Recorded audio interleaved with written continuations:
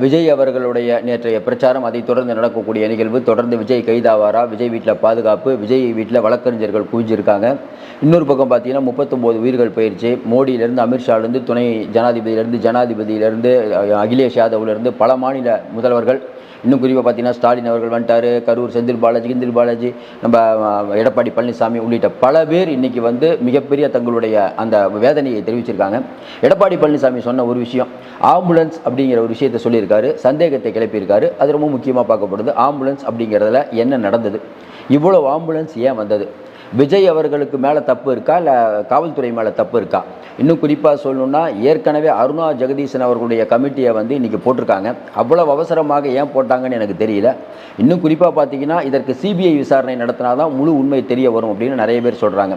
ஏற்கனவே அருணா ஜெகதீசன் அவர்கள் நிறையா இதை பண்ணாங்க. உங்களுக்கு தெரியும், நம்ம துப்பாக்கி சூடு, தூத்துக்குடி துப்பாக்கி சூடு, அதில் ரஜினிகாந்துக்கெலாம் சம்மன் அனுப்புறதுலாம் நம்ம தெரியும். அதனால் அருணா ஜெகதீசன் கமிட்டி எப்படி இருக்குங்கிறதுல நிறையா கருத்து வேறுபாடுகள்லாம் நிறையா இருக்குது.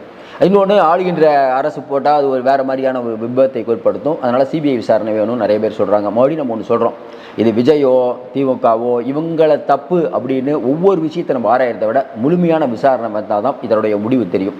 இப்போது வரக்கூடிய சந்தேகங்கள், எடப்பாடி பழனிசாமி எழுக்கக்கூடிய சந்தேகங்கள் ரொம்ப முக்கியமாக பார்க்கப்படுது. அவர் சொல்கிறாரு, ஏன் இவ்வளவு கூட்டம் இருக்குதுன்னு தெரிஞ்சும் காவல்துறையினர் கம்மியாக இருக்காங்க. நம்ம நேற்றே சொன்னோம், விஜய் பேசிகிட்டு இருக்கும் போதே விஜய் கேட்குறாரு, என்னங்க காவல்துறையை யாரும் இல்லையா, இருக்கீங்களா இல்லையா, காவல்துறை ஒழுங்காக நடந்துக்கோங்க, ஆட்சி 6 மாதத்தில் மாறுங்கிற வார்த்தையை சொன்னார். அப்போ விஜய் இந்த சம்பவம் நடப்பதற்கு முன்னே மேலே இருந்து சொன்ன வார்த்தை ரொம்ப முக்கியமாகப்படுது. அதையும் தாண்டி விஜய் பேசிகிட்டு இருக்கும்போதே ஆம்புலன்ஸ் போகுது, என்னங்க கொடி கட்டிட்டு வா, ஆம்புலன்ஸ் போகுது அப்படின்னு ஒரு கேட்டார். அப்போ எடப்பாடி பழனிசாமி கேட்குறாரு, இத்தனை கொடி கட்டி இத்தனை ஆம்புலன்ஸ் வாகனங்கள் இங்கே ஏன் போகுதுங்கிறாரு. என்னன்னாங்க, இந்த விஷயத்தை பொறுத்த வரைக்கும் வரக்கூடிய செய்திகள் பலவாறு வருது.